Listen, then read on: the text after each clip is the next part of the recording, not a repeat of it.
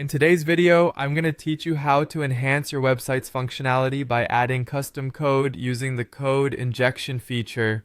Whether you're looking to add analytics tracking, optimize your design, or implement other custom features, this approach will help you do just that. Now, let's get started with a step-by-step guide to help you through the process. First, you'll need to access your website settings. Head over to your website admin panel where you typically manage the site. Once you're logged in, you'll find the settings option usually in the top navigation bar or in a side menu. Click on the settings icon, which will open up a range of customization options for your site. After clicking on settings, scroll down until you come across the section labeled Advanced.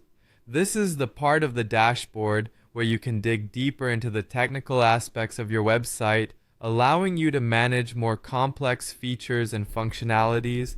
Don't worry if you're not a tech expert. It might sound complicated, but it's quite straightforward once you know where to look. When you're in the advanced section, you'll see a variety of categories and options. Look specifically for the option that states code injection. Clicking on this will open a new window or panel where you'll be able to input your custom code. It's important to ensure that you're in the correct section.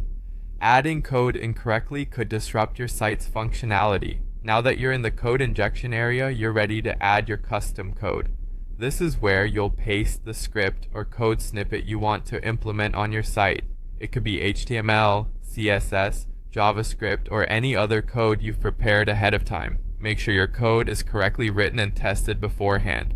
This prevents any unforeseen issues or errors from arising once the code is live. Once you've added your code in the provided space, it's crucial to double check it for any typos or errors. Even a small mistake can affect your entire site's performance, so take a moment to review everything carefully. After confirming that your code is accurate, you're ready for the final step. Simply click the Save button to store your changes. Saving your updates will make the code active on your website.